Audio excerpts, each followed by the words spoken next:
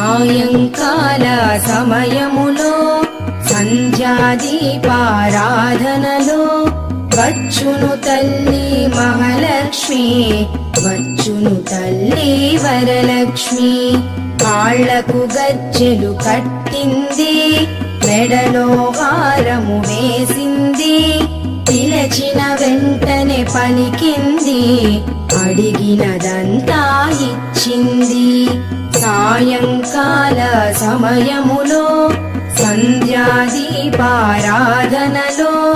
వచ్చును తల్లి మహాలక్ష్మి, వచ్చును తల్లి వరలక్ష్మి.